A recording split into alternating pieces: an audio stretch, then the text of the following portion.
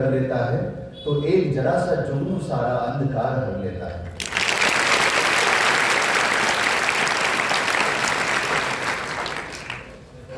ऐसे जुगनू के समान प्रकाशमान आज हमारे मुख्य अतिथि आदरणीय तिवारी साहब, जिनका उद्बोधन आपने सुना, जिनका प्रेरक उद्बोधन आप सभी ने महसूस किया कि किस शून्य से शिखर पर पहुंचने की पूरी जो उनकी यात्रा थी वो कितनी प्रेरणादायी है। सर, मैं एक बार फिर आपके प्रति बहुत आभार व्यक्त करता हूं कि आज आपने बच्चों को ये मार्गदर्शन दिया। और मैं बताना चाहूँगा कि अभी थोड़ी ही देर में हमारे एसपी साहब जो हैं शुद्ध कीर्ति सोमवंशी जी, वो भी आप सबसे रूबरू होंगे।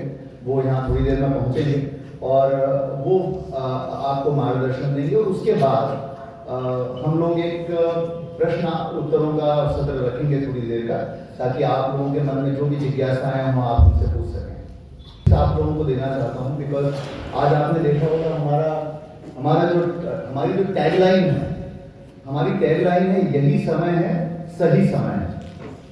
हमने इस टैगलाइन के साथ आज का ये मोटिवेशनल कैंप आयोजित किया है, यही समय है। इसका मतलब इसके बाद समय आने वाला नहीं है और यही सही समय है। तो जो बच्चे कक्षा 9वीं में है, मेरी पहली जो सूत्र है मैं आपको दे रहा हूँ, जो बच्चे कक्षा 9th में हैं उनको ये सुनिश्चित करना है कि तीर कमान पर लग जाए। मतलब 9वीं क्लास में आने के बाद हम अपने जीवन का लक्ष्य क्या होना चाहिए ये हर हाल में तय करने की स्थिति में हों। जो बच्चे कंफ्यूजन में हैं उनको अपना कंफ्यूजन दूर कर लेना चाहिए। तो 9th क्लास सबसे इंपॉर्टेंट होती है इसके लिए। और आप इससे जितना विलंब करते जाते हैं आप आगे अपने करियर में उतना पीछे होते जाते हैं। आपको उतनी ही ज्यादा फिर मेहनत करनी पड़ती है चीजों को ठीक कर रहे हैं। तो पहला सूत्र है, कक्षा 9वीं में तीर कमान पर लग जाना चाहिए। 9th क्लास में जितने बच्चे हैं वो सब अलर्ट हो जाएं कि अब अपने को अपने करियर की दिशा तय करनी। नंबर दूसरा पॉइंट, बच्चों को प्रॉब्लम ये होती है कि कक्षा 11वीं में आए तो क्या सब्जेक्ट लें। ह्यूमैनिटीज लेना चाहिए कि साइंस लेना चाहिए, पीसीएम लें कि पीसीबी लें कि कॉमर्स लें कि वोकेशनल लें, क्या लें। तो आपके पास बहुत कम चॉइसेस अवेलेबल होती हैं, खास तौर से छोटे जिलों के स्कूलों में।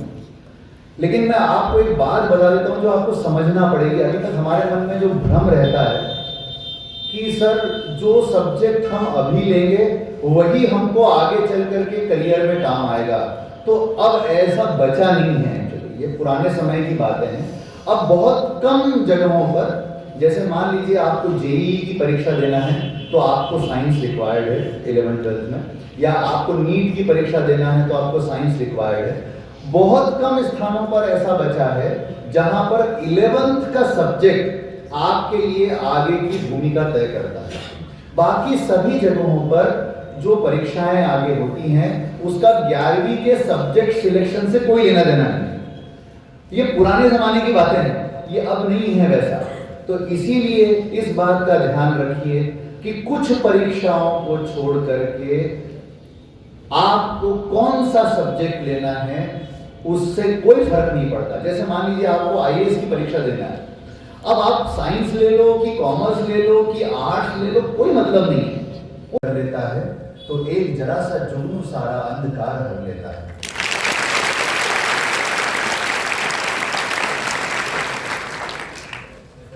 ऐसे जुगनू के समान प्रकाशमान आज हमारे मुख्य अतिथि आदरणीय तिवारी साहब, जिनका उद्बोधन आपने सुना, जिनका प्रेरक उद्बोधन आप सभी ने महसूस किया कि किस शून्य से शिखर पर पहुंचने की पूरी जो उनकी यात्रा थी वो कितनी प्रेरणादायी है। सर, मैं एक बार फिर आपके प्रति बहुत आभार व्यक्त करता हूं कि आज आपने बच्चों को ये मार्गदर्शन दिया। और मैं बताना चाहूँगा कि अभी थोड़ी ही देर में हमारे एसपी साहब जो हैं शुद्ध कीर्ति सोमवंशी जी, वो भी आप सबसे रूबरू होंगे। वो यहाँ थोड़ी देर में पहुँचेंगे और वो आपको मार्गदर्शन देंगे। और उसके बाद हम लोग एक प्रश्न उत्तरों का सत्र रखेंगे थोड़ी देर का, ताकि आप लोगों के मन में जो भी जिज्ञासाएं हों आप उनसे पूछ सकें। शासकीय कर्मचारी नहीं चाहिए जो ऐसे सद्गुणों से लबालब ना हो। तो आप ये भ्रांति अपने दिमाग से निकालिए कि हमारा उद्देश्य सिर्फ सरकारी नौकरी पाना होता है। आप अगर समाज की सेवा करना चाहते हैं तो किसी भी रूप में कर सकते हैं। अभी यहाँ से आपकी छुट्टी होगी, स्कूल से छुट्टी होगी, उसके बाद भी आप अपना योगदान घर जाते जाते दे सकते हैं। मैं यहाँ से अभी कोर्ट को जाऊँगा, अगर मुझे लगता है कि किसी व्यक्ति को मदद की आवश्यकता है तो मैं रास्ते में मदद कर सकता हूँ। सरकारी नौकरी पाना ही एकमात्र जीवन का उद्देश्य नहीं है। आप उसके लिए, आपकी अगर व्यक्तिगत इच्छा है तो आप प्रयास करिए, आपको बहुत शुभकामनाएं हैं। और अगर आपने अपना लक्ष्य बना के रखा है तो आप सफल भी होंगे, और हमारे इस शहर से बहुत से लोग सफल हुए। तो ये इन भ्रांतियों में बच्चों को बिल्कुल नहीं पढ़ना चाहिए कि सरकारी नौकरी ही सफलता की कुंजी है। एक आपको और एग्जाम्पल दे रहा हूँ। आप लोग ऑनलाइन कोचिंग करते हैं, साइंस स्ट्रीम वाले बच्चे फिजिक्स वाला को जानते हैं, तो वो फिजिक्स वाला सरकारी नौकरी में है क्या? देन प्राइवेट स्कूल में बहुत सारे टीचर्स हैं, क्या वो सरकारी नौकरी में है? बिल्कुल नहीं है। तो ऐसा आप लोगों को नहीं सोचना चाहिए। अगर पेरेंट्स कहते हैं कि सरकारी नौकरी एकमात्र लक्ष्य है, तो आपको मैं ये इस बात से अवगत कराना चाहूँगा कि सरकार और सरकारी तंत्र और अधिकारीगण, जिसमें मैं भी शामिल हूँ, हम लोगों से सब कुछ नहीं हो सकता। क्या इस शहर का पूरा कचरा नगर निगम उठा सकती है? क्या हमारा कर्तव्य नागरिकों का नहीं बनता कि हम भी अपने फेंके हुए कचरे को उठा करके व्यवस्थित कहीं रखें? हमारा भी कर्तव्य बनता है। अगर आप ये अपेक्षा करेंगे कि मैं ये पॉलिथीन यहाँ फेंक देता हूँ, नगर निगम वाले उठाएंगे, तो ऐसा नहीं है। आप एक एक नागरिक को सजग होना पड़ेगा और जागरूक होना पड़ेगा। पूरा देश सिर्फ सरकार और सरकारी कर्मचारी नहीं चलाते, आम जनता भी चलाते हैं। मेरा आप लोगों से अनुरोध है कि शिक्षा के क्षेत्र में निश्चित रूप से आज काफ़ी प्रगति हुई है, कंपटीशन बहुत ज़्यादा है।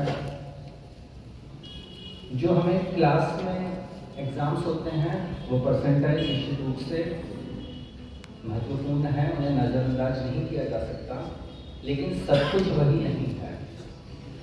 आप देखते हैं कि चाहे वो प्राइवेट सेक्टर हो, वो आपका परफॉर्मेंस मांगता है।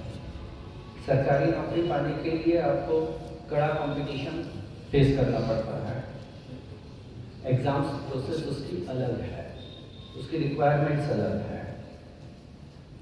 अपना व्यक्तित्व का विकास करें, क्योंकि वो चाहे प्राइवेट सेक्टर हो, चाहे सरकारी सेक्टर हो, चाहे आप कोई बिजनेस करते हैं, तब भी आपका व्यक्तित्व, आप अपनी बात को कैसे रखते हैं, कितने प्रभावशाली तरीके से निर्णय लेते हैं, सफलता बहुत कुछ इन बातों पर निर्भर करती है।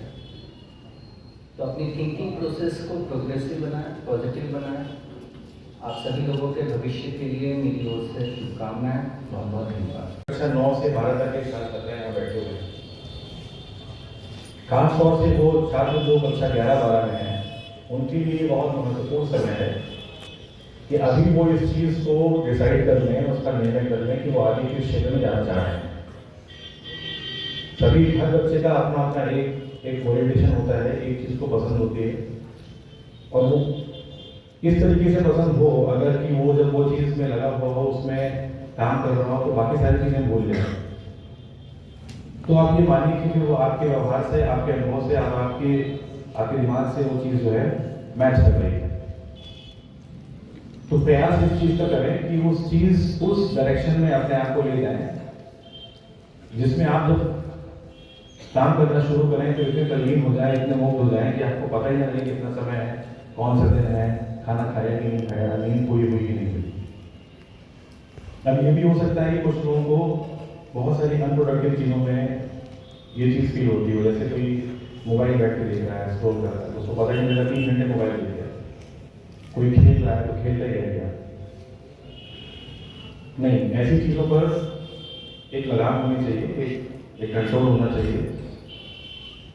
मेरा इस बात को कहने का तात्पर्य किसी प्रोडक्टिव चीज़ को करने से लेकर कक्षा 11-12 स्पेशली और कक्षा 9-10 के बच्चे भी अभी आप अपनी पढ़ाई के उस स्तर पर हैं, उस जगह पर हैं जहाँ पर ये बात ध्यान देने की ज़रूरत है कि अगर अब आप थोड़ी सी भी लापरवाही करते हैं, कुछ भी समय बर्बाद करते हैं, तो आने वाला कितना बड़ा समय जो है, कितना लंबा स्पैन जो है टाइम का, वो खराब जाएगा।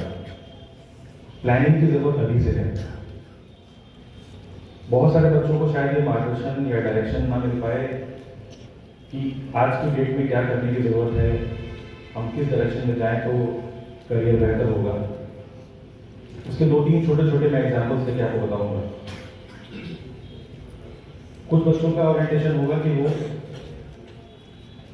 स्पोर्ट्स में जाएं, कुछ का ओरिएंटेशन होगा कि वो पढ़ाई करके हायर स्टडीज करें और फिर किसी अच्छी मल्टीनेशनल कंपनी में काम करें। कुछ बच्चों को ओरिएंटेशन ऐसा होगा कि नहीं, हमें ग्रेजुएशन करना है फिर कॉम्पिटिटिव एग्जाम की तैयारी करनी है। इन तीनों ही फील्ड में, जो मोटी मोटी 3 बड़ी फील्ड है, इन तीनों ही फील्ड में आपको सबसे पहले अपनी स्किल पे काम करना होगा। अगर आप पढ़ाई कर रहे हैं किसी एक क्षेत्र को पकड़ के, आप बायोटेक्नोलॉजी में जा रहे हैं या इंजीनियरिंग में जा रहे हैं या मेडिकल में जा रहे हैं या फिर किसी और क्षेत्र में जा रहे हैं, पढ़ाई के क्षेत्र में, उसमें भी आपको अपनी स्किल पे काम करना पड़ेगा। और अगर आप किसी और क्षेत्र में जाना चाह रहे हैं, स्पोर्ट्स में, एक्टिंग में, म्यूजिक में या किसी और क्षेत्र में, उसमें भी आपको स्किल पे काम करना पड़ेगा। कुछ फाइन आर्ट्स के ऐसे क्षेत्र हैं जिसमें स्किल पर ज़्यादा जोर होता है, जैसे कि म्यूजिक हो गया, गायन, वादन, लेखन, इन सब चीज़ों में।